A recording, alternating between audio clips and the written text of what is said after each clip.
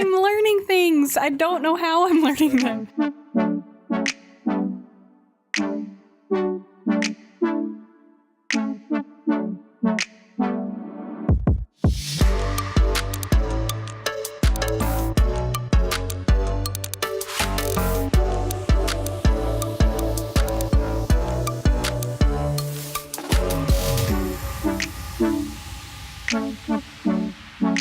Welcome to the Charlotte Buzz, where we drink beer from local breweries while telling stories about the neighborhoods they're from.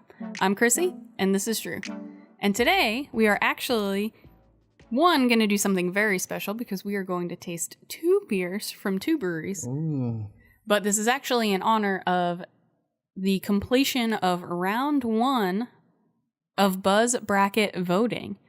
And we decided to go with two beers this week because there was one matchup that was so tight and back and forth that it really felt like you were watching UNC Duke battle it out in Instagram voting all weekend long.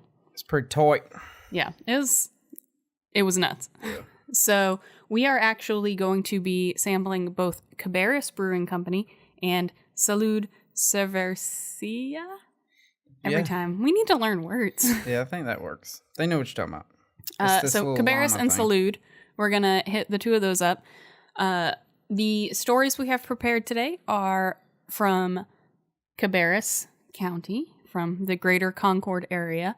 So we're going to start with the Cabarrus beer, and we'll do Salud just before we get into the winners of round 1 of the bracket. So what do you got to tell us about this beer? Yeah, so today we're drinking Double Stitch Double IPA, Dippa, from Cabarrus Brewing.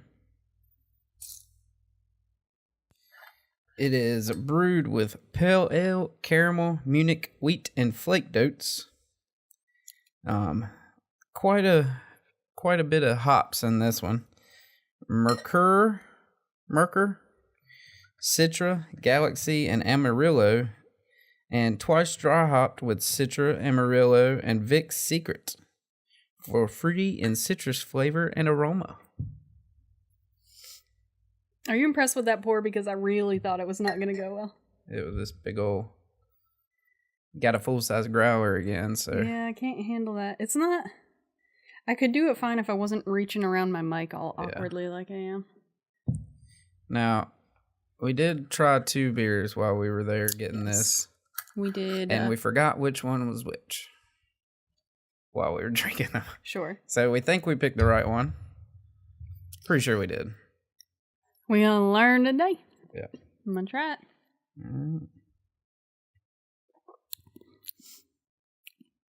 I think we picked the right one. Okay. So, it'll drink. Double IPA. Feels kind of full. Yeah. I say that from having tried the other one while we were there. Felt a little bit lighter. I feel like watery has a bad connotation, but it was just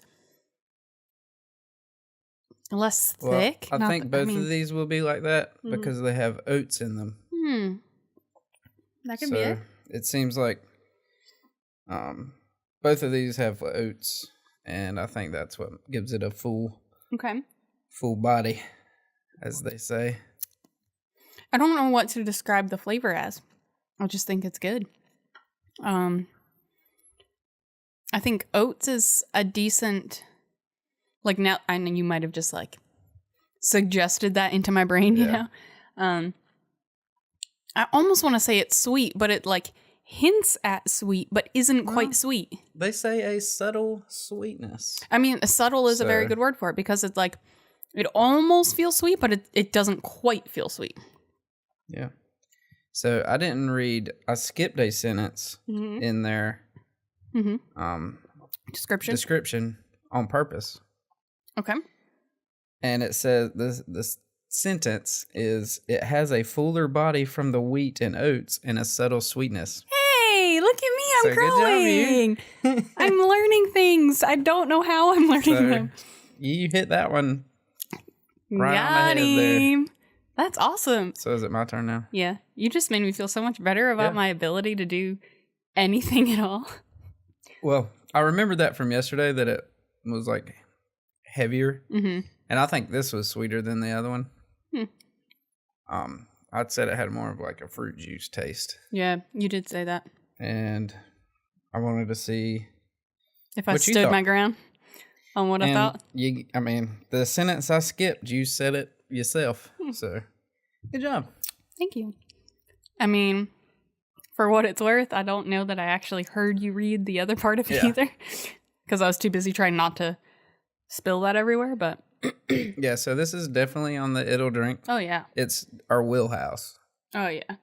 So, it's up there with what we've had so far. I still think I like Heist's. Like Citroquins. No, that's not the one we have. Blurred we is the Stratisfaction. Yeah. I think it's right below that. The High Stratisfaction is my favorite that we've had on the show. The podcast, yeah. That's what we should have been doing from the beginning, is like ranking them all, because I don't know that I could, like, going back. Stratisfaction I enjoyed, but I don't remember it enough to be able to rate it now. Yeah, I think we need to start doing that. Yeah, we need to start doing an Untapped just for the show. Yeah. So, all right, especially since we use the scores in our stuff. So, yeah. So, It'll Drink. It's delicious, and I'm super proud of my learning skills. And it's 8.8%. I didn't say that. So, all right. Yeah. So, Cabarrus Brewing Company, founded in 2016.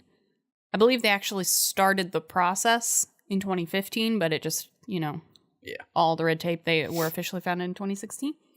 They are in the historic Gibson Mill, which actually houses a whole bunch of...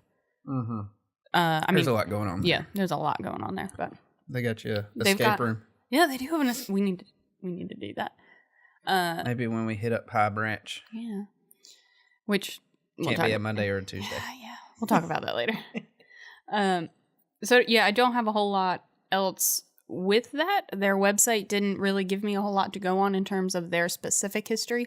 I know they name a lot of their beers for history in the region, but again, their website left me a little disappointed with the descriptions behind it. Like, it was very clear they were named for a historical purpose. Yeah. But that wasn't really brought out.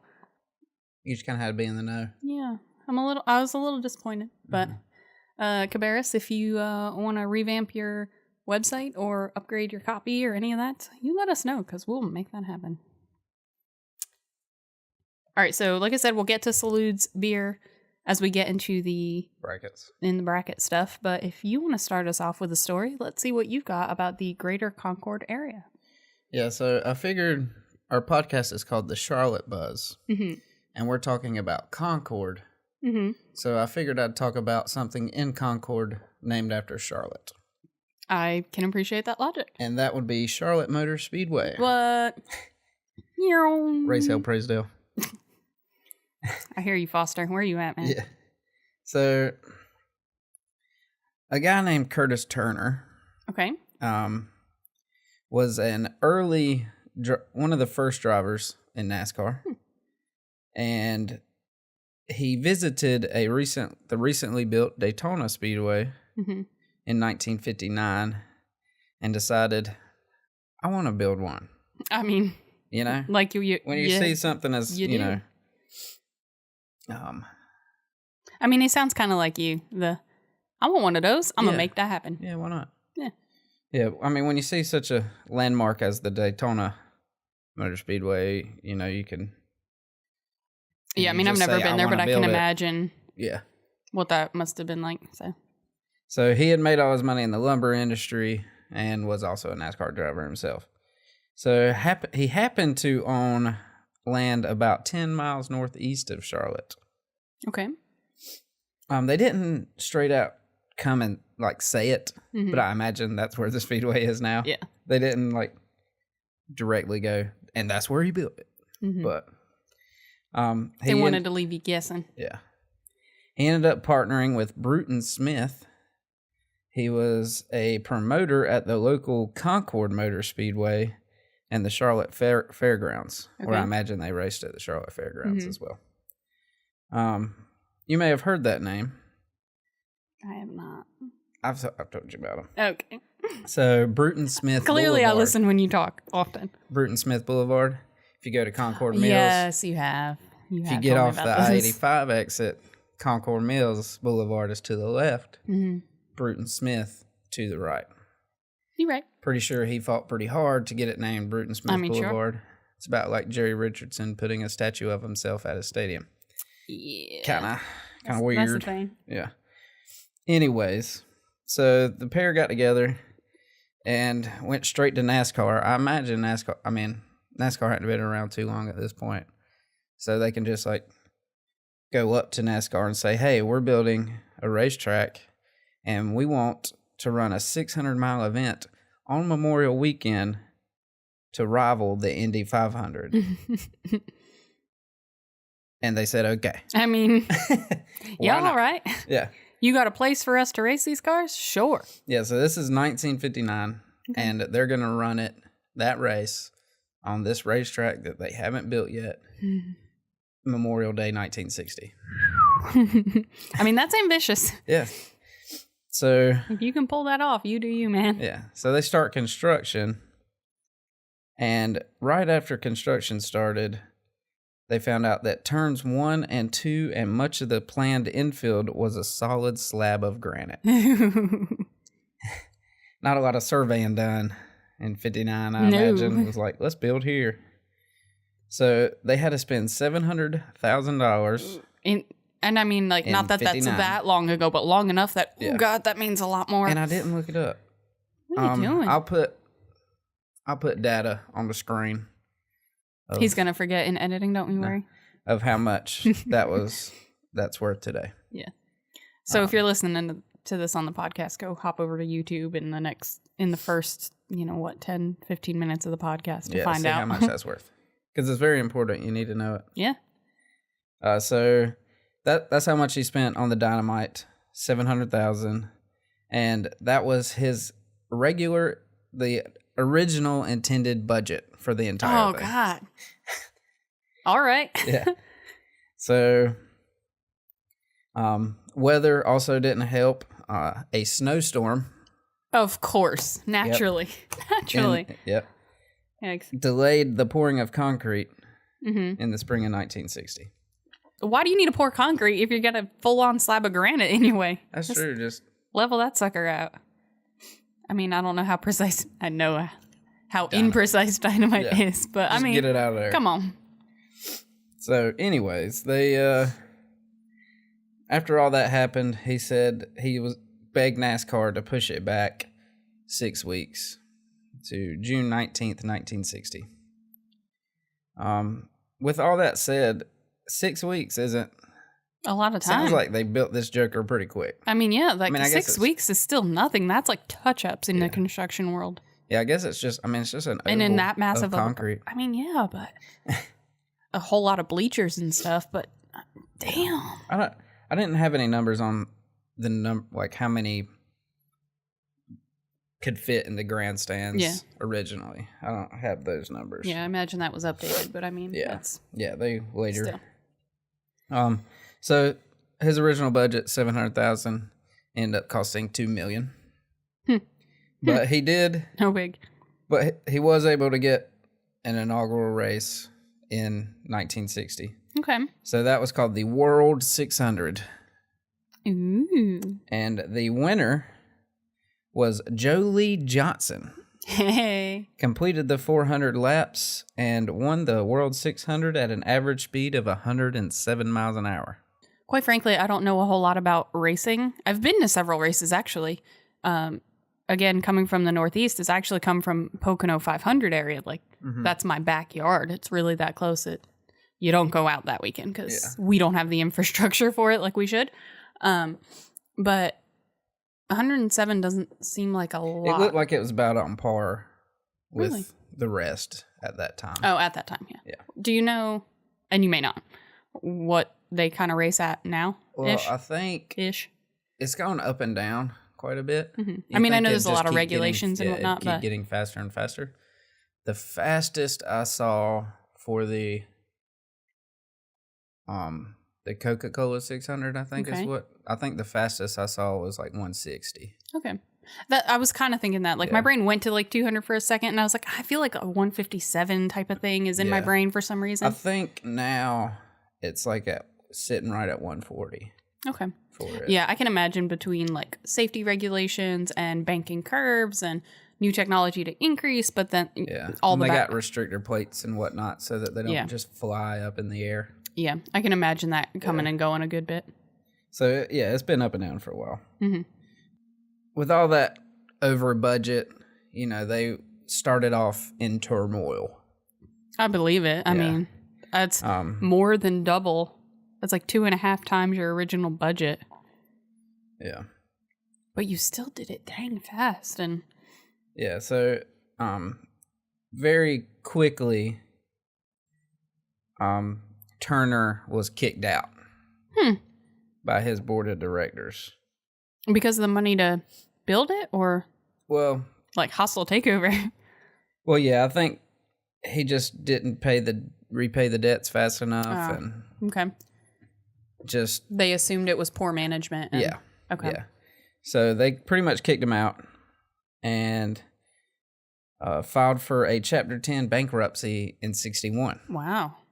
Okay. So a bankruptcy feels like a more adulty concept than I feel adultish, but yikes. So after they filed for bankruptcy, Bruton Smith ended up leaving as well. Okay. He ended up going to Illinois and owned like several car dealerships there. Okay. Makes sense. Yeah. So after the bankruptcy, the judge handed the Speedway over to like a group of investors, and they were able to get out of bankruptcy, like pay off all their debts in 2 years. I mean, and then ended up paying off like the rest of the mortgage of the place by 1967. Wow. And actually on the infield of the racetrack, they held a mortgage burning ceremony. That's to cool. Like highlight that, they no longer owed on it. That's cool. I dig that. So during all this, while people were working hard to get it out of the gutter, Bruton Smith is making money up in Illinois. Mm-hmm. That's Illinois. What? Don't speak French. Oh my god. Oh, good lord. Yeah, so he's in Illinois making some money and is slowly buying back in.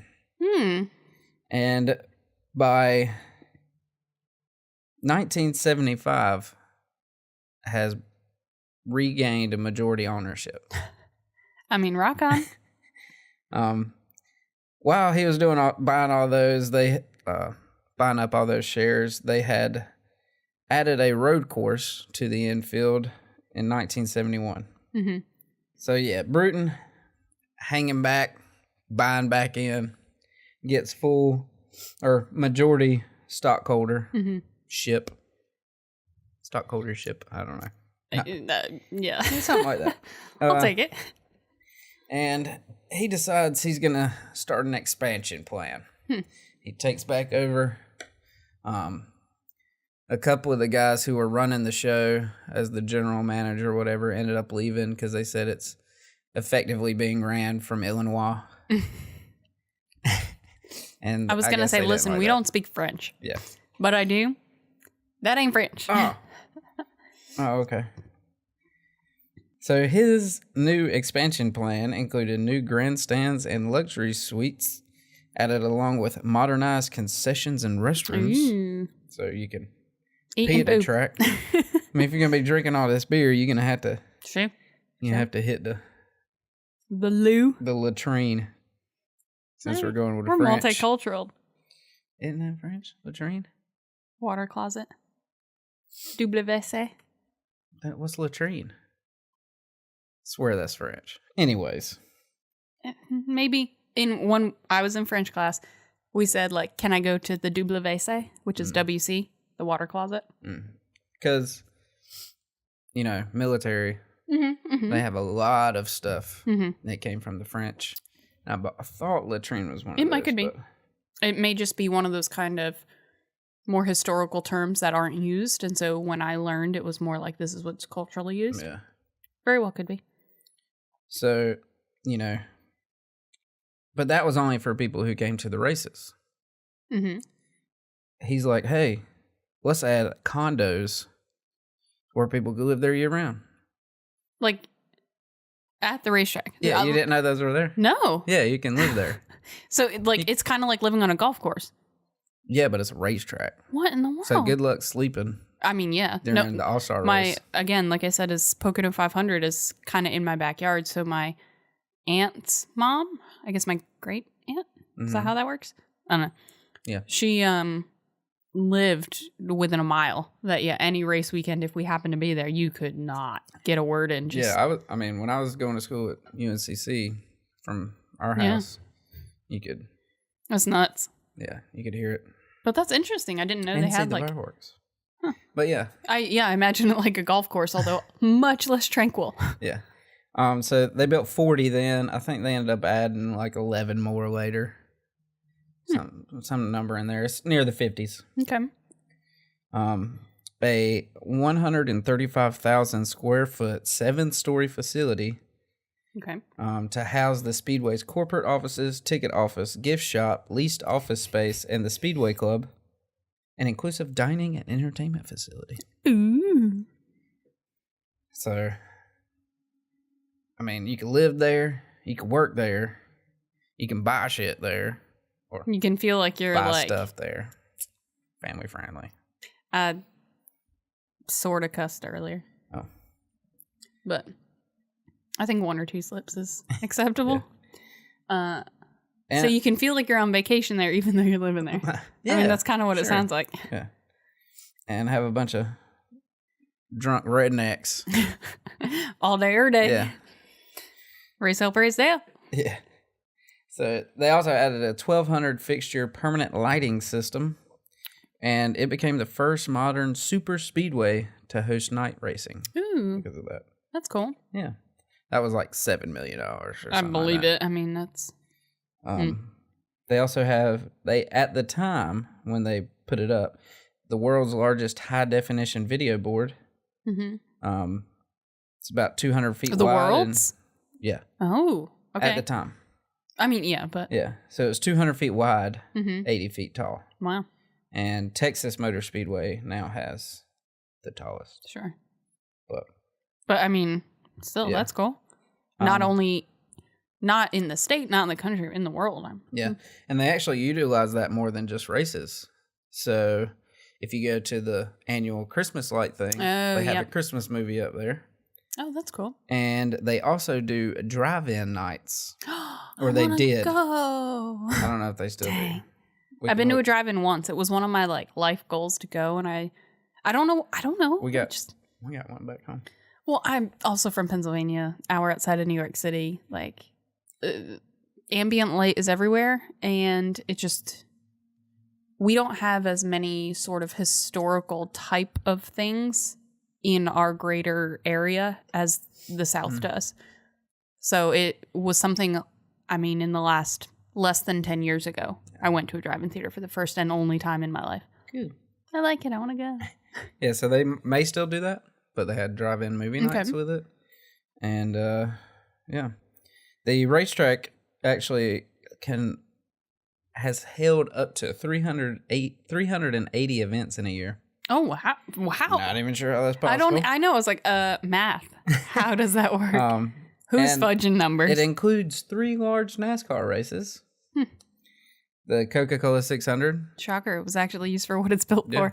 Okay. Which I believe is the one we went to. Sounds about right. Yeah. Memorial Day. Memorial weekend. The All-Star race, the night race, and the Bank of America Roval 400 was new last year. It's where they utilize the infield road course and part of the oval. Oh, that's cool. Interestingly about the Roval 400 is it is one of the few races in the U.S. that is in kilometers, not miles. Ooh. So where the Coca-Cola 600 is 600 miles, Mm-hmm. the Roval 400 is 400 kilometers. Interesting. That is actually interesting. Yeah. Don't know why. But I live in a world where the only kilometer breakdowns I know are 5Ks and 10Ks and that kind of shenanigans. Yeah. Outside of actual like road races where my feet are the ones propelling me. Yeah, I know couldn't how it tell you feels to anything. walk like 9K, but, not interested in that. But yeah, 400K, I couldn't tell you what that means, but... So I'm just going to spit off some interesting facts. Do it. Tell me. I would say fun facts, but a couple of them are not fun. Oh, great. I'm going to drink beer then. Yeah. So when I first went to the racetrack and heard about it and all that, it was called the Lowe's Motor Speedway. Lowe's had bought... the building, Home Depot Lowe's. Yeah. Okay. They bought the naming rights in 1999 and kept it for 10 years. Huh. Okay. And then it was reverted back to Charlotte Motor Speedway. Sure. So I went to a couple pole nights and races during that time. They tried to do IndyCar racing from 1997 to 1999, but a crash led to a car losing a wheel, which went into the grandstands, killed 3 people. Oh, God. I and didn't injured mean to 8. laugh. I went... Okay, so interlude. Mm-hmm. The reason I laughed at that before I heard the actual stats that followed, there's a Dane Cook skit from back in, 15 years ago now, where he's talking about being in the stands and getting hit by a tire, and like, how much would it suck to be at a race and get hit by a tire? Like, that tire hunted Mary down. And that's why I giggled. Yeah. And then, oh God, that's actually real. And that's not cool. So sorry for anyone involved in that. Yeah, so after that incident, the race was canceled and has not been back. Fair enough. Actually, the catch fencing that you see kind of hover over the track was actually heightened after that incident for all Speedway motorsport events. That's quite the accident if it's not only affecting policies there, but just universally. Mm-hmm. And this, I remember, 2000 NASCAR All-Star race, the pedestrian bridge that crosses from the parking lot to the track fell. Oh. Injuring 107 fans when an 80-foot long section fell onto the highway below. Oh, goodness. I think it fell about 17 feet. Yikes. So, apparently, the bridge builder, Tyndall Corporation, used an improper additive to help the concrete cure faster, and it actually weakened, corroded the structure's steel. That's the Tyndall, of course, repaired the bridge at no cost. Mm-hmm. But I would feel like I'd get somebody else to do it. Yeah. Yikes. So I do remember that happening. A few movies have been filmed at the Charlotte Motor Speedway. Oh, yeah? Days of Thunder, classic Tom Cruise movie. One of the best. Cold Trickle. I'm going to smile and nod at you because naturally I've not seen it because I've not seen anything ever. That or Top Gun. You must hate Tom Cruise. That's what it is. I've not seen Mission Impossible either. Oh, well, that's okay. I'm okay with that. But Top Gun and Days of Thunder, you need to watch. Talladega Nights. I've seen that one. Yeah, Shake and Bake. I'm all hyped up on Mountain Dew. Yeah, Shake and Bake. And they use the Lake Norman house for that too. Yep. Carry on, sorry. Logan Lucky, recently. I have no idea what that is. It was about some heist. He worked at Charlotte Motor Speedway. I'm intrigued. And decided to steal something. Is it based on a true story or? I don't think so. Okay. Either way, I'm intrigued. I'd like to see that. Came out in 2017. I haven't seen it. I've never even heard of it. I have heard of it. And I lived here at the time, so I feel like that's a little strange, but. Yeah, so Charlotte Motor Speedway, located in Concord. Nice. Interesting. Well, I'm going to take us a little bit more historical, and by a little bit, I mean a decent bit more than that. But 1959. A little further back than that. A little further back. But mine is not nearly as in depth on just one topic as yours. I kind of just have a few little sporadic tidbits about the general Concord area that I thought were very interesting. Okay. Wanted to sort of highlight 2 or 3 little things, and then that way we can give some more time to the bracket. Cool. But I wanted to, because there are so few breweries that we're going to cover probably big picture on this podcast, I wanted to at least hit a couple of different areas of history in the area and then see where we get next time we hit a Concord brewery. And maybe we'll just make some second or third rounds there to dive into a bit deeper. But some quick facts on the Concord area itself. It was actually founded as the seat of government in 1796, and it was actually after there was a disagreement between the Was that German... for Cabarrus County? The seat of government Yes. for Cabarrus County? Okay. Yes, sorry. So it's Cabarrus County. There was this disagreement between the German settlers, and they called them the Scot-Irish settlers. So I'm not sure if it's, if there's a community that maybe just culturally insensitively we've named the Scot-Irish because we couldn't pull them apart. I've heard about that before. But there was a disagreement between the two over where the county seat of government should be in Cabarrus County. And so they finally decided on this 26-acre plot of land, which, fun enough, is how 26 Acres Brewing gets their name. Yeah. We'll talk about that whenever we taste some of their beer. But they decided on this 26-acre site, and they named it Concord, which actually means harmony. And so it was bringing together the idea of the area and then finally coming to agreement and finding this harmony. And so that's how they named the area that they built the county seat on. Did they name it Concord or Concord? Concord? Siri, listen to this. It's Concord. Concord. Not Concord. Did you mean Concord? And so something that's kind of cool is that even today, that name of Harmony still sort of lives on because it's a very blended community of industrial, commercial, and residential development sites all together working in harmony. Nice. So I guess basically what I'm going to do for you, like I said, a handful of small little things, is I'm basically going to give you like the Wikipedia version of what Concord is. Okay. Concord. So one thing that I thought was very interesting is that Concord has 5 sister cities. Okay. And I was like, okay, well, what the frick does that mean? So there's this actual like international organization called Sister Cities International.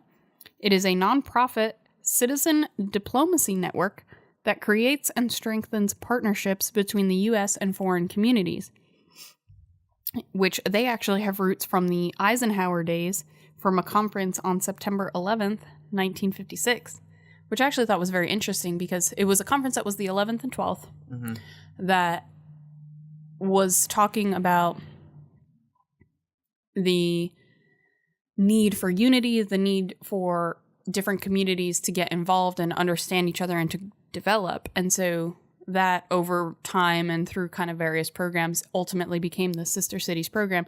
And I kind of see it as kind of like a Big Brother, Big Sister program, but for kind of nowheresville cities. Yeah.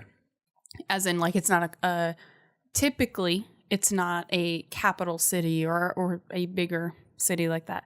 And so there's just multiple pairings of a city with another city to try to discuss commerce, discuss government problems, political issues, sharing all the different things that they have had issues with or whatever, just to basically open the communication, open the involvement and investment, and just allow people to share their issues and work together and see other people's problems and just, show basically we're all alike, but we can also help each other out where maybe we're not seeing where we could help. Yeah. So I just thought it was cool because, like I said, Concord has 5 sister cities, and 2 are from Ireland. One is Killarney, and the other is County Kerry. We have one from the Bahamas, that is Freeport, and then we have 2 from Italy that are Siena and Tuscany. Hmm. So I just thought that was a really cool program that I had no idea existed. And I thought we had some actually pretty cool sister cities. Yeah. So, I mean, I say we. I'm not from Concord. I'm from Charlotte. Not from Charlotte, but... I mean, stop talking. Yeah. Nah. But I just thought that was a really cool program. Didn't know anything about it. And I just really like the communication that we have between these smaller cities. And I have a master's in political science. I have a bachelor's in political science. The whole shebang. And so it's something I didn't even know existed. And I just think it's a really cool way for the international community to come together and help each other grow on a less well-known scale. Yeah. So I guess that's why I took my interest. So something else that I wanted to talk a little more historically about the Concord area is the Coleman Manufacturing Company. This was the country's first solely owned and operated cotton mill by African Americans. So I was going to ask if they made lamps for camps. Oh, Coleman. I see what you did there. I was like, what are you talking about? And so this ran from 1899 to 1904. Solid 5 years. And basically, yes, it was historically groundbreaking. Really cool in that aspect. But it was ultimately a project sort of suggested by Frederick Douglass, who said that we should start having these black-run mills and, starting to, not quite affirmative action, but like, we need to start empowering this aspect of the community that we are just screwing over big time, really. And so they actually made some attempts to do similar things in Alabama, which shockingly failed. Go figure, Alabama. As well as in Houston, which also failed. And so North Carolina was the first place that it actually succeeded, granted minimally or briefly. Yeah. And so even in its 5 years, it had very multiple financial struggles that kind of ebbed and flowed, and actually caused it to shut down temporarily in 1902 for a minute. So it wasn't even open those full 5 years. But the building itself does still stand and is on the National Register of Historic Places. Cool. Alongside all of our architecture mans from last week. Oh. But the man who ran it was Warren Clay Coleman, and he has a really interesting story because he was born a slave, and then by the 1900s, when he was running this mill, he was the wealthiest man of color in the state. Which, this could become another, like, depending on your views on everything, is like, it could become a little, like, iffy, I reckon, on how black you view him as. Based on the history that I read on him, because his picture popped up and I was like, that looks like a white guy. Yeah. And really his mother was mixed and his father was white. So like a third? Maybe, yeah. Is that a thing? Yeah. So he wasn't, like very strictly African American. And so I don't know what kind of controversy may have come from that. But nonetheless, he is credited as the wealthiest African American. He was born into slavery as a child. He was actively a slave in his younger years. But even then, in 1871, before he was running this mill, he owned and operated his own general store at 22 years old and had a lot of really good interactions with the white clientele. And so it was... he kind of acted as a bridge. Yeah. That's pretty much where his role fell. And well, good for him. Yeah.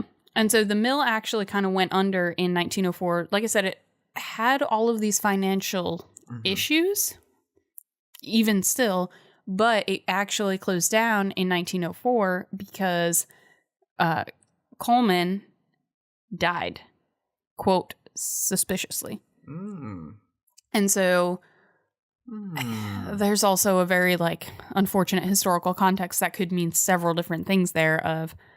That could just be, a power struggle within the mill. It could be terrible white people saying we've had enough of this, and I have no idea. There's no real follow-up on it either, which unfortunately doesn't surprise me for that time period either. Gibson clan. It might could be. But yeah, so he unfortunately, like, he got sick and died very suddenly, and some people have thought it was suspicious, which quite frankly I thought it was a little suspicious before I even read that someone else thought it was suspicious. And I had been thinking of it in the context of he's the wealthiest black man in the state, and is running the first and only fully owned and operated black mill. And I mean, him dying suddenly right off the bat doesn't look good to me. It doesn't mean it does. Could have been tuberculosis. It could have been a million things. I mean, it was 1904. The bubonic. It could have been a million things, but nonetheless, still marks a really important part of history. And so I wanted to just kind of highlight that, because I had no idea. And I could talk more about the mill, but we've talked about mills before in the past, and there's just kind of no point in diving deeper into mill life. He did have some more aspirations for having, kind of a mill school and mill housing and all those things we have talked about, but obviously just didn't get a chance to get there. So that was another aspect of the history that is just here outside of Charlotte. And the last thing I wanted to mention is, actually, I'm going to grab my computer here. And I just wanted to give you a fun rundown of some notable people from the Concord area. Boy, you are stealing my beer. I will steal your face. I'm out. I mean, there's another half a growler over here. Would you like to refill yourself? Yes, please. Out of control. Don't fill it too much, because we're about to put some of this Salud in there as soon as I'm done talking. So you may actually just want to wait a minute. And can I just pour a little bit? Yes. But we're about to do Salud in a second. I just want to pour a little bit. Mm-hmm. All right, so for Concord, some notable people. You're going to foam the crap out of that.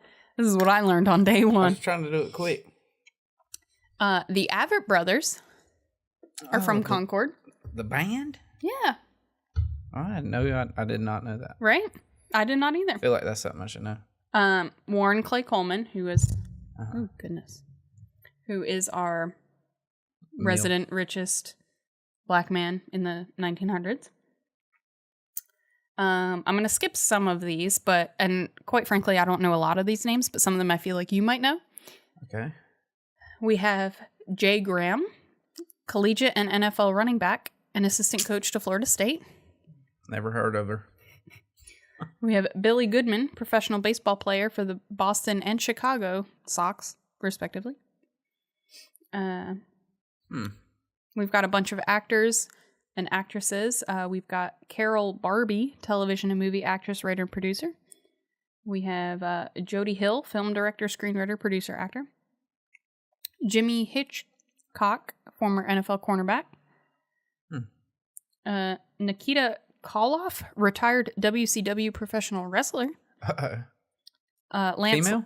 I'm assuming Nikita. I believe so. I don't know. Okay. Lance Lewis, former NFL wide receiver. Never heard of her.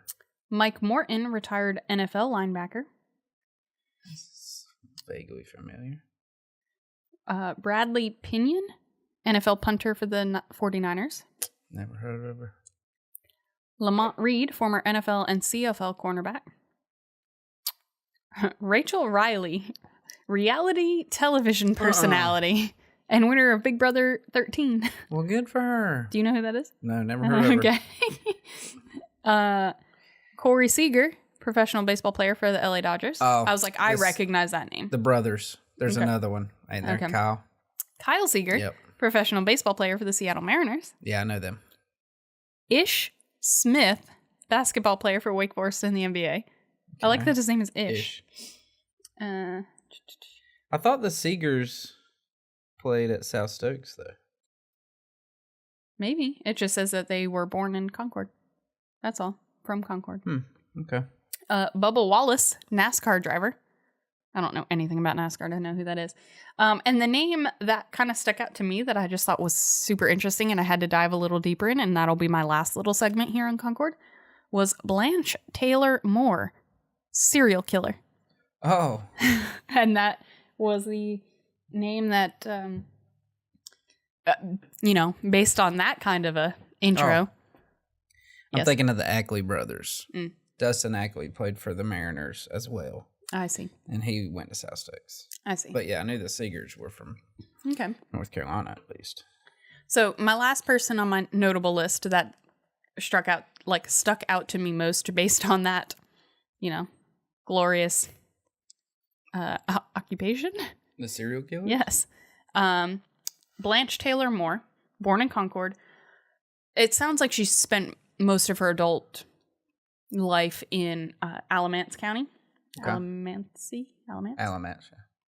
yeah. Burlington. Mm-hmm.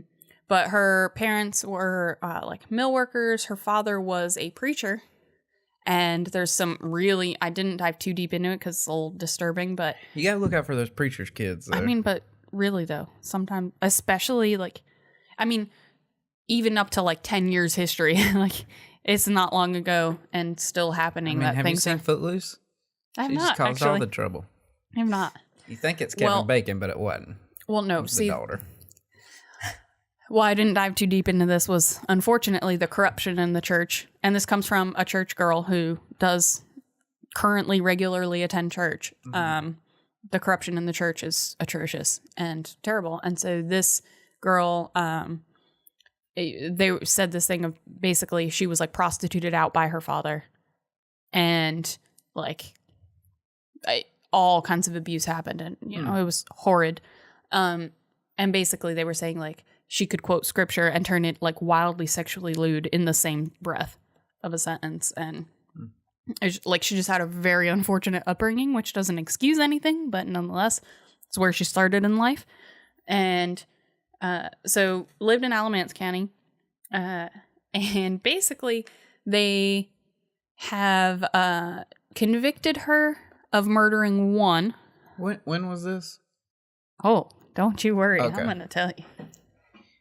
They convicted her of one. They are positive but dropped charges on 3 and suspicious of at least 3 to 5 more. Okay. If not more. Okay. They're the rest were sort of left unmentioned until there was more proof per se. But she is still in jail going through appeals trials. She's 86 or something right now. She was sentenced to a lethal injection on January 18th, 1991. So you and I were both pretty young, but she was basically... her life was this crazy string of being married, having affairs, being reporting sexual assault and all this stuff, and then arsenicking... if that's a word, all these guys. And that's, I was you may be familiar with this because it's your area. So there was multiple people killed with arsenic. And so her father died of, quote, a heart attack. And then her mother, she got married. Her mother-in-law died. And then her first husband died of a heart attack. She was dating this other guy that she worked with and then filed 2 sexual assault files. And then the second husband died, and then the third husband ended up in the hospital. And so she unfortunately, I guess, made some comment about him having worked in the garden and being because he was having all these intestinal issues and things. Yeah. And made some comment about him being around all these pesticides. And so they did a tox screen. And so it was her own doing, basically mentioning that. So they did a tox screen, found this obnoxious amount of arsenic in his system. And from that, they were suspicious enough, he's still alive. They were suspicious enough that they went back and pulled out the other 2 guys that died and confirmed huge levels of arsenic in there. Exhumed them, huh? Yeah. And then they looked up the mother-in-law and her father. And because they died of similar circumstances that were all deemed normal. And there was questionable levels, but not necessarily lethal levels. And then there's also the question of time and all of that stuff. Yeah. Half-life. Yeah. Stuff like that. Yeah. And so, like I said, she was sentenced to a lethal injection in January of 1991. And there's like an automatic appeals process that happens with that. And so she's still currently sitting in jail, still going through all these appeals. She still claims entirely innocent all the way around, and claims there was a couple of times in the past, like before this ever came up, that her house was set on fire by someone. And so she claims total innocence on all of this.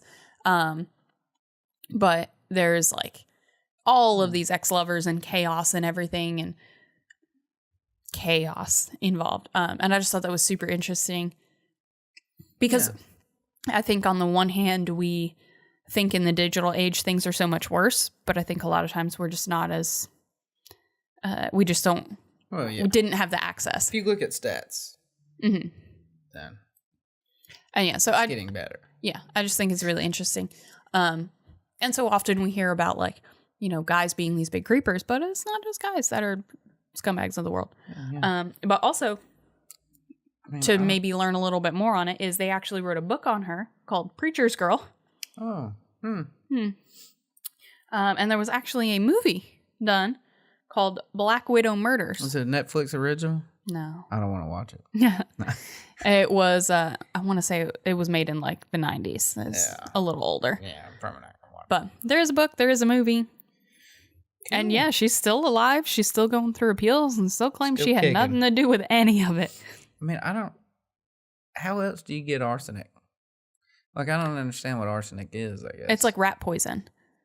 And so it's like you can, or like I think one of the things I read said like ant poison. So it's in a lot of like vermin poisons.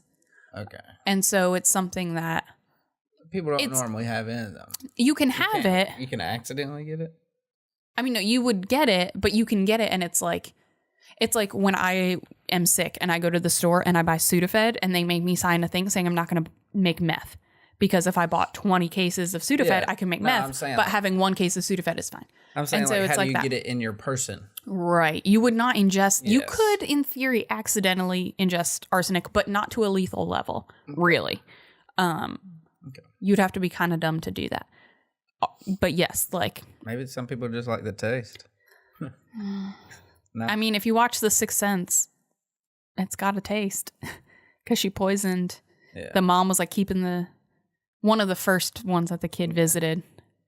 I don't know. She's like poisoning the soup. But yeah, I just thought it was a really interesting, trying to cover a good bit of history there, but cool. Crazy lady poisoning people everywhere. Cool. All right, so I'm gonna, I guess, chug this beer here. Yeah, because we got to rinse these glasses out. We got other stuff to get to. Yep. So that is the general Concord area. Hold on. Oh, nope. I'm going to time you. Oh, God. Okay. This is actually happening. Go. Bang.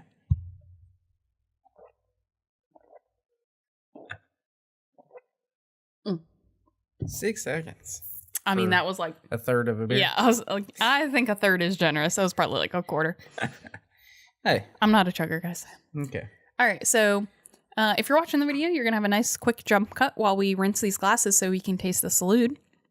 And if you are on the audio podcast, you're going to hear a nice random changeover to the next segment now. All right. So we are back and we have clean glasses, which is very helpful when tasting a new beer. And now we are going to sample this wonderfully colorful crowler from Salud Cerveceria. Somebody teach us to say anything. I think it's Please. Cerveceria. Cerveceria. Because it's cerveza. Okay. Oh. So Cerveceria.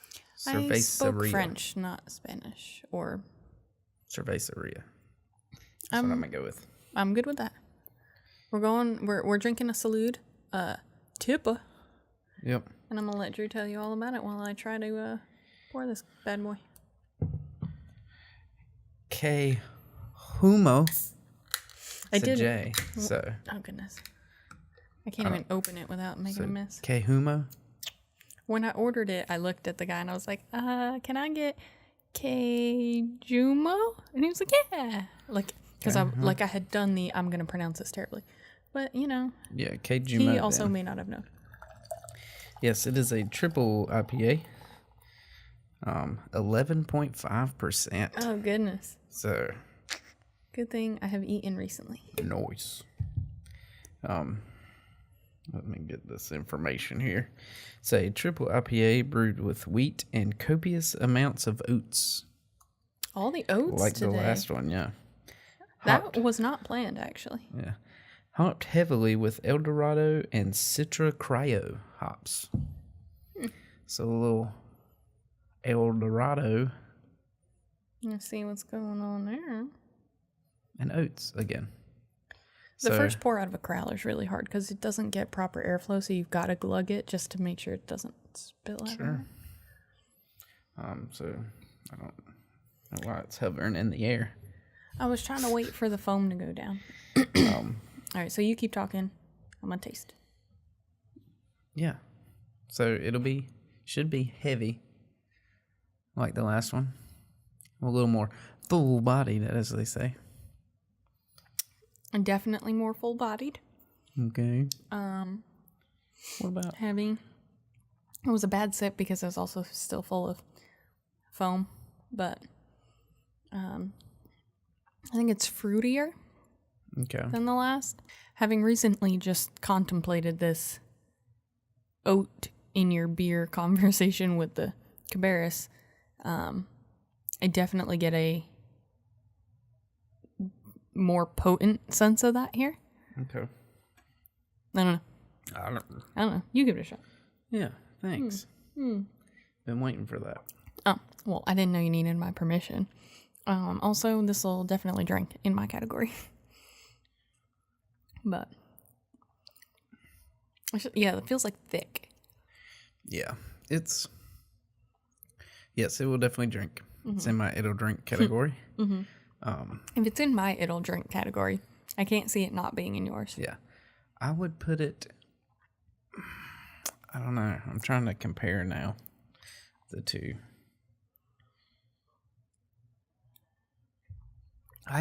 You said you thought it was fruitier than the last one? Maybe. I think the last one was fruitier. Yeah, you also said that when we were at Cabarrus.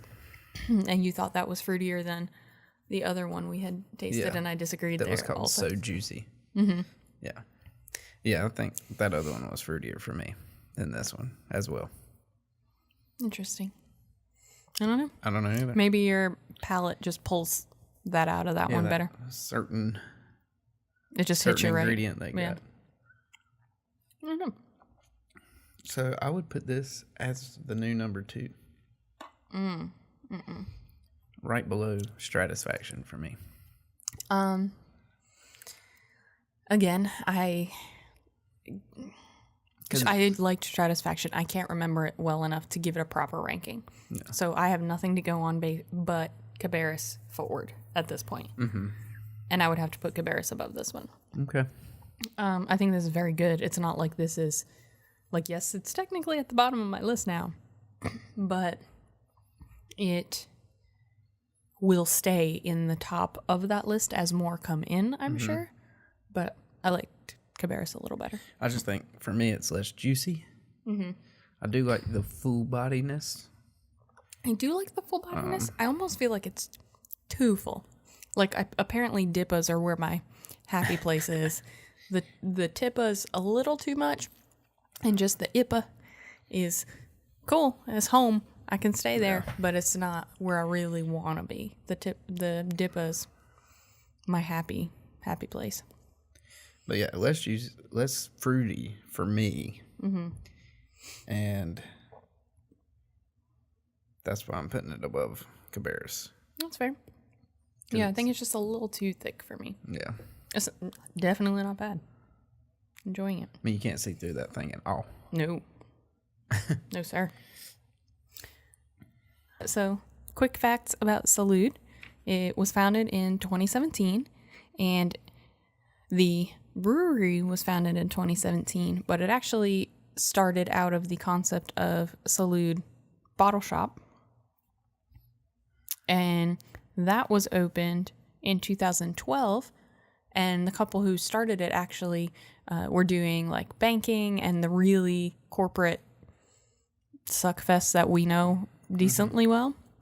And they were like, this sucks and we're just miserable, and took a leap. And so they opened Salud Bottle Shop, and 2 years later got interested in homebrewing, and another 2 years after that got the opportunity to purchase the upstairs location of their bottle shop and went for it and turned it into the brewery. Nice. And the rest is history. Nice. So that's where they're at. They're a very colorful bunch.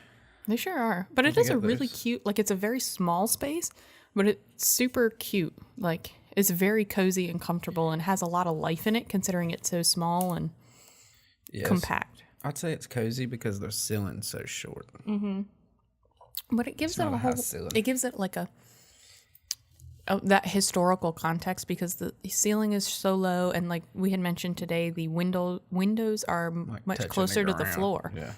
And so it gives you that kind of, I guess not touching the ground. right, The floor, but yeah. it's significantly closer than you would expect it to be. Mm-hmm. But they've got a lot of greenery in there. They've got a little open skylight or two to brighten it up some, and Got some indoor murals. yep, and some like plush couches and stuff. And then parts of the walls are just completely coated. Like the wallpaper is actually a Spanish to English dictionary. Yeah. Which I just think is cool and a nice touch. Yeah. Pretty And smart. very fitting for the Noda Yeah. environment to kind of like repurpose, but in keeping.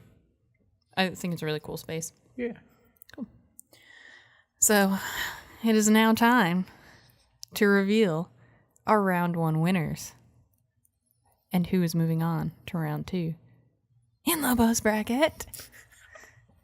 Need to find a nice way to say that to make it the like, ha ha, and then there will be memes about me and it'll be terrible, but we'll find a way. Wow. That's all I got to say. Wow. I mean, that's standard. Like, wow. No. Like, wow. Whatever. Steal my post thunder. So, first matchup, 116. Noda versus Three Spirits. Yeah, Noda had the highest score of any other brewery. Killed it. Um, Yeah, they killed it. Yeah. Insanely. what did we figure out the average?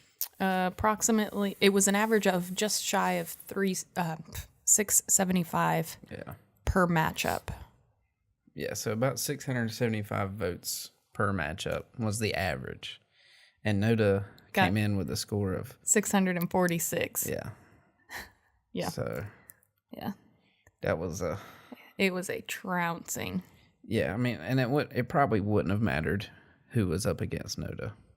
Yeah, agreed. You know, like It might have been a slightly tighter race, but yeah, like maybe Birdsong. mm-hmm. But Lenny Boy did well. Heist, Sycamore. You know, some of the kind of, mainstays. yeah. Yeah, Noda was the only brewery in the 600 range. Mm-hmm. And they were halfway to 7. Yeah. So, killed it. Mm-hmm. No spoon. This is a movie reference, isn't it? No. What's it from? It's from the Kraken. What?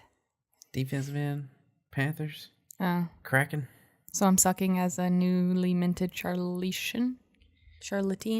Somebody teach me this word. Okay, thanks. Dang it. I can't think. Yeah. I've heard you say it before, but I Yeah, didn't Greg know. Hardy. I asked Okay. him what he had for breakfast. He said cereal. Kills it. No spoon. I Yeah. see. Okay. So, I've heard you say it. I just didn't know what the reference point was on it. so now we're at, Salud and What is that? Cabarrus. yep, this tightly contested. It seriously, watching this matchup was like watching UNC and Duke. And I say that having only seen one game. Accurate. But literally, okay, here's the breakdown. Watching it happen 4 days in a row on Instagram. Yes, there were. You're going to go day by day. I'm not going to give the full number breakdown, but yes, there was voting on Twitter and Reddit, but watching just the voting on Instagram we were within 5 votes of each other on day 1, and we had 1 person up.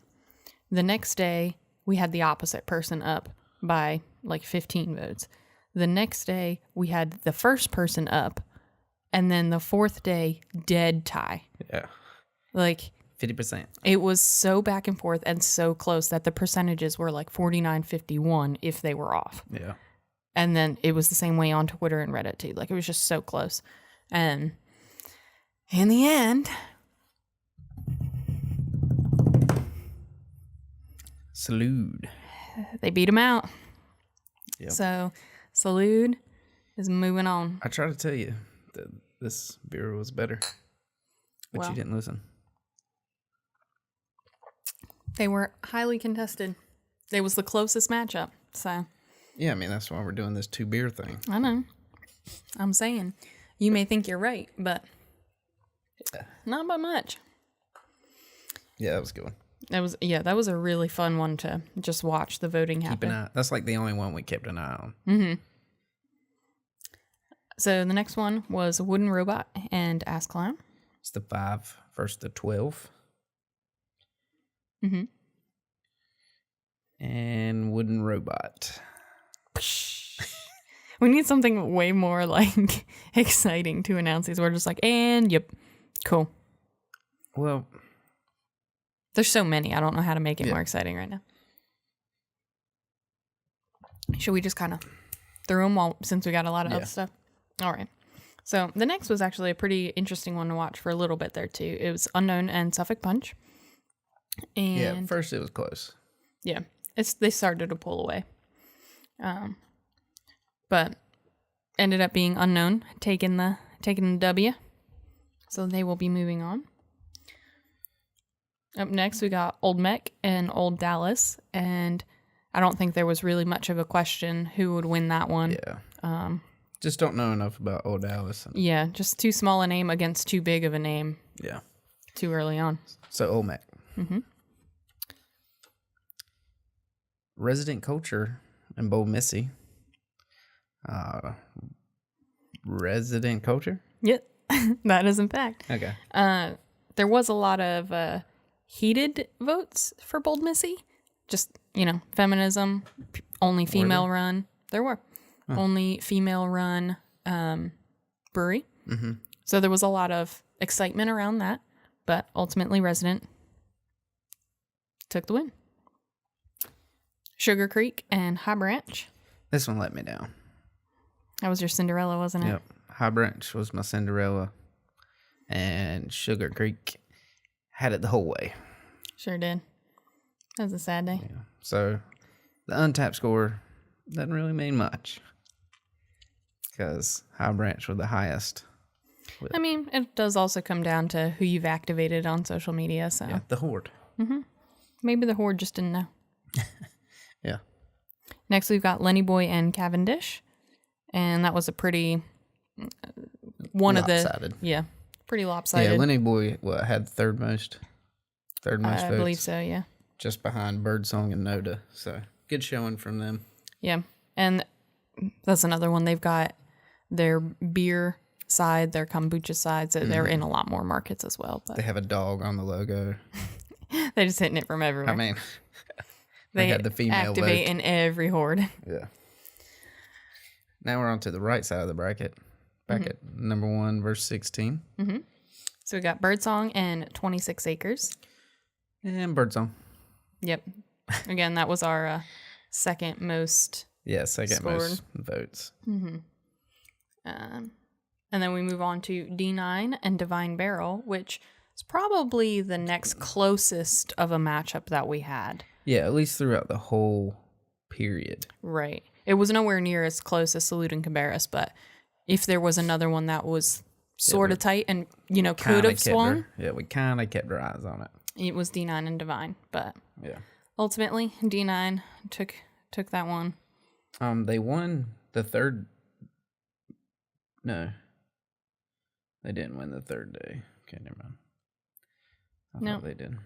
No, D9 did win straight across the board, but it was pretty close there from time to time.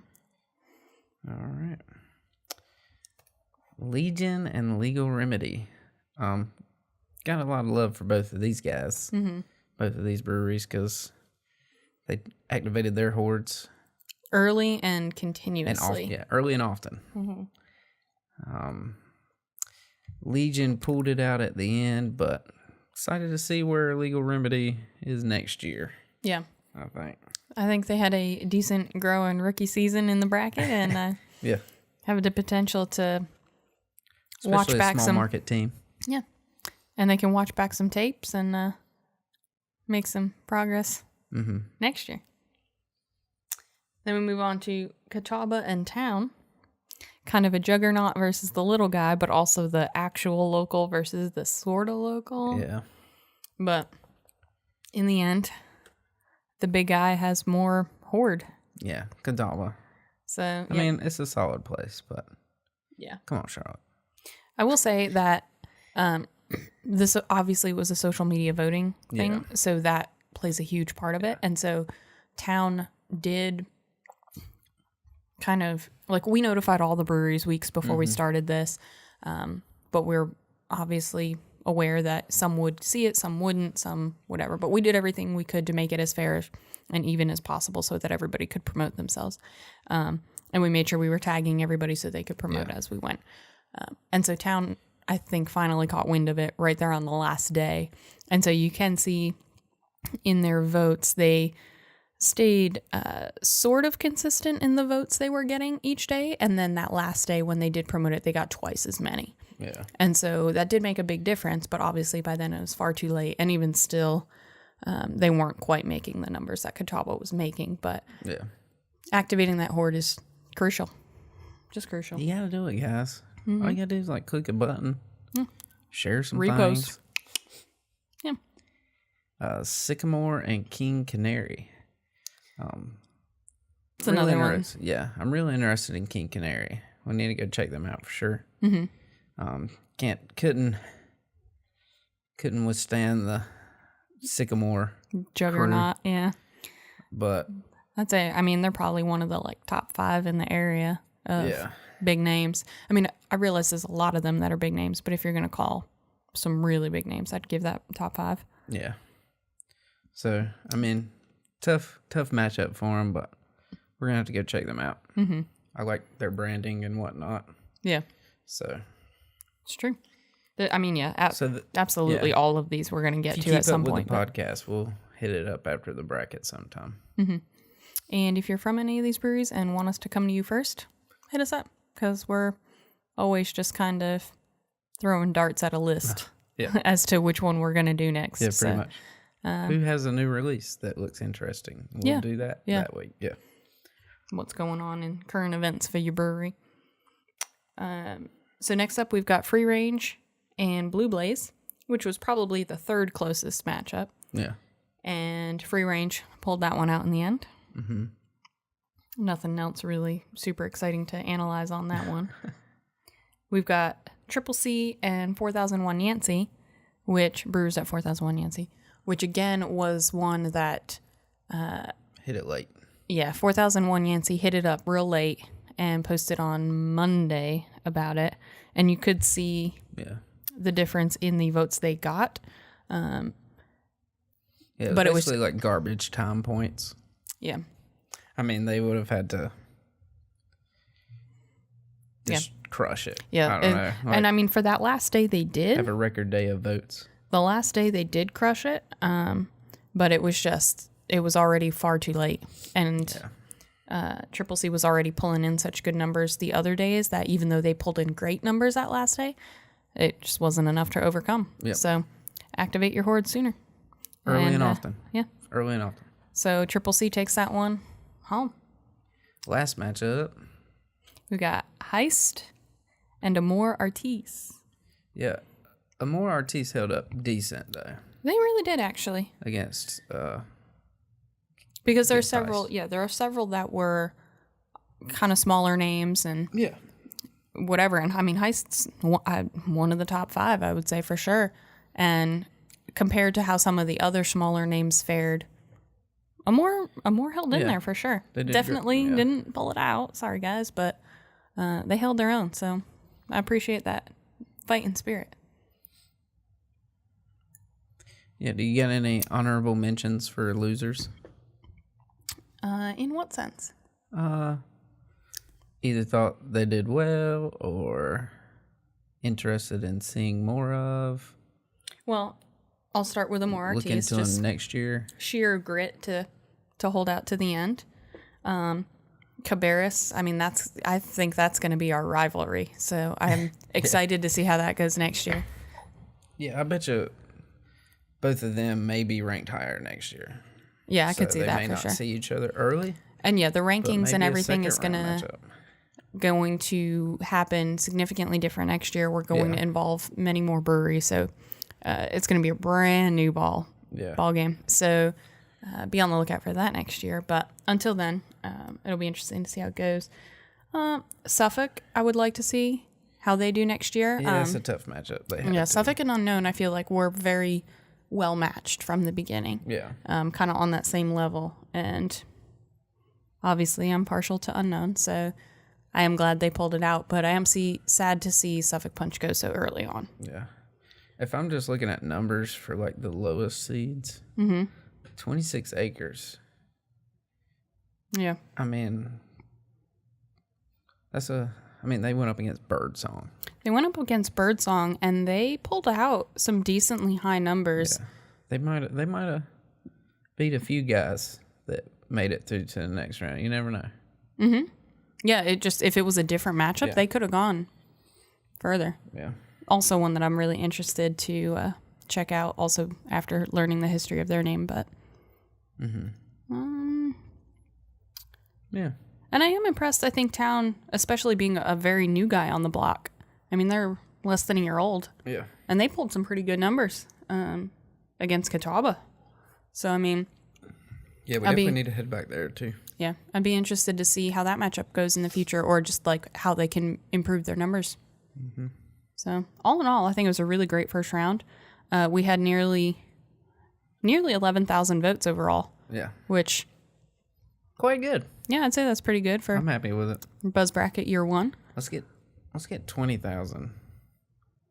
When? Oh, for round 2. Yeah. I was like, next year? Which would mean That's you'd chump have to, change. Which means you'd have to quadruple the numbers because we have half the. Ooh, yeah, you're right. So maybe the same. Let's try to get. Let's match that for round 2. Let's go So- to 11,000 again. We just learned how important it is to activate your hordes, so get them activated. That Now would is the just time. mean we doubled the votes. If we got 11,000 Yeah. again. So So let's do it. I'm cool with that. Yeah. So ultimately, we had all of the top seeds in the matchups did end up winning. And so again, their seeding was based on social media and just showing how important the activation is. So moving into round 2, things to keep in mind. And if you are in support of any of these specific breweries, make sure that you are promoting them yourselves, whether if you're a brewery or just someone who loves it. Just Or you promote want it. your bracket. Yeah. to win. Yeah. If you've put in a bracket and you've picked these guys as winners, It helps. it helps you if they win. Yeah. So get everybody you know to vote for them. Make it happen. All right. So let's talk through these matchups for round 2. Okay. Noda and Salud. Ooh. There's gonna be a bunch of these. Yeah. Yeah. Round 2 is about to be like fierce. Yeah. Untapped score for Noda, 3.84. 3.98 for Salud. Okay. So, pretty fairly even. I'm still, especially based on the numbers that we just had, I can't not give that to Noda. And Salud did really well, but again, if it was that tight of a matchup with Cabarrus, I can't imagine them holding that close to Noda. Noda No offense. just, highest scoring offense in the league. Yeah. They put up the numbers. Yeah. So, You gotta bring it. Mm-hmm. Gotta play good defense too. I don't know how you play defense. It's pretty much just all offense, but you play defense by offense with this voting because you can't vote for both. Right. You play defense by sharing once. You play offense by sharing twice.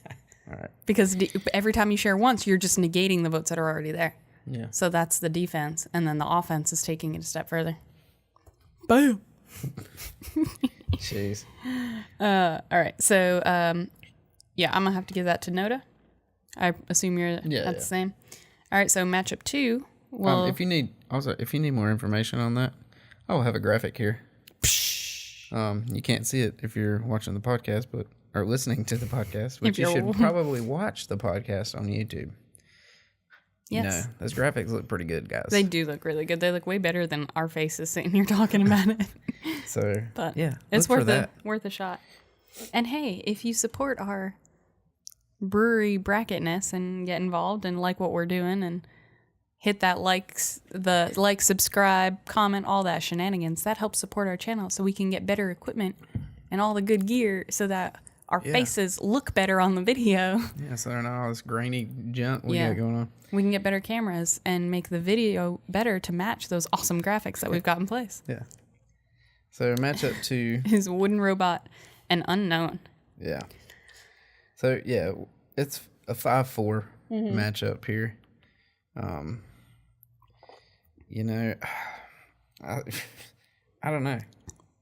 I mean, if we're looking at straight votes from round 1, Wooden Robot takes it, but that's also based on who your matchup was. So I don't think that's a valid comparison. I think Unknown and Suffolk, yeah, it's a totally different. They had a slow paced game, tight scoring, back and forth. Mm-hmm. So it was a little more contested than Wooden Robot had it. Sure, but we'll see. I mean, obviously, I'm biased in this round anyway. Unknown's the higher seed. The higher seed. Theoretically. They're my bias. Yeah.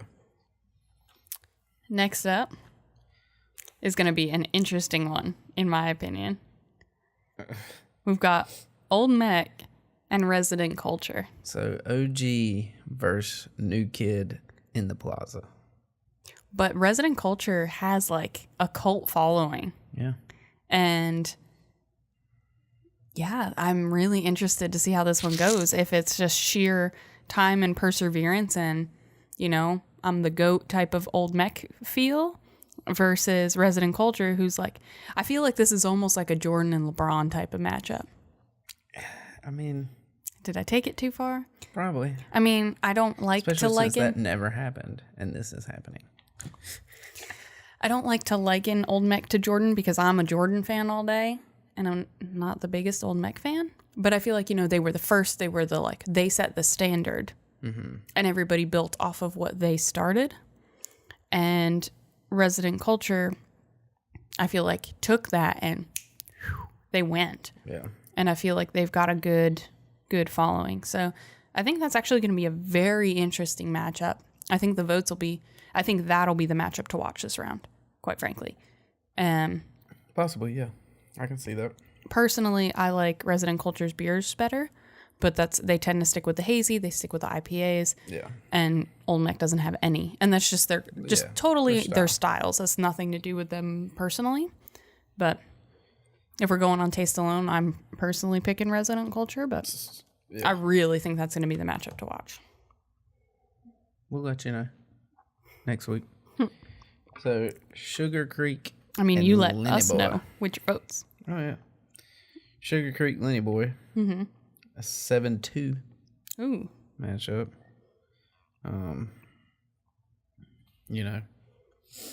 Lenny Boy kind of double dips with their fans. Yes, that's true. So we'll see how that works. Yeah, I mean, I'd have to call that one for Lenny Boy, but that's sure to be a good game. To either one. It's going to be a good game. So, yeah. I'll be happy to watch it happen. Left side of the bracket.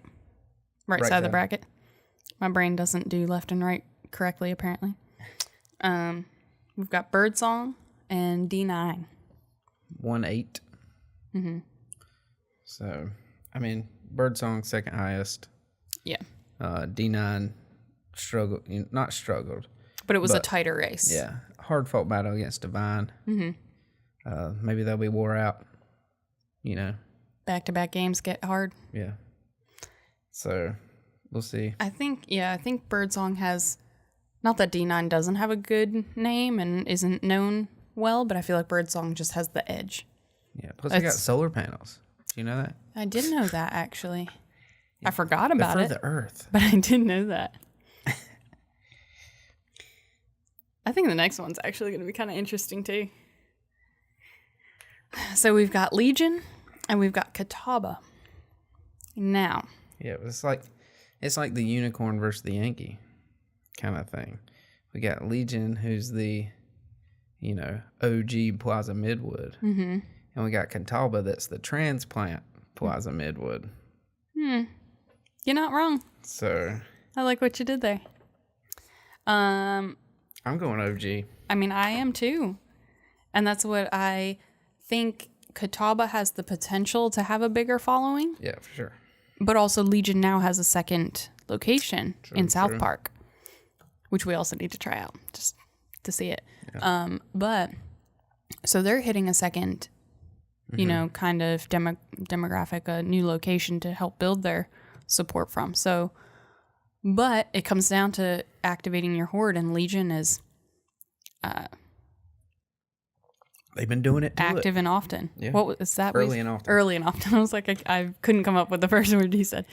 But yeah, they have been on it since day one, and I suspect they'll continue to be. So let's see what you I will say Catawba did latch on right there at the end and did make a big shift in the votes they were bringing in when they did.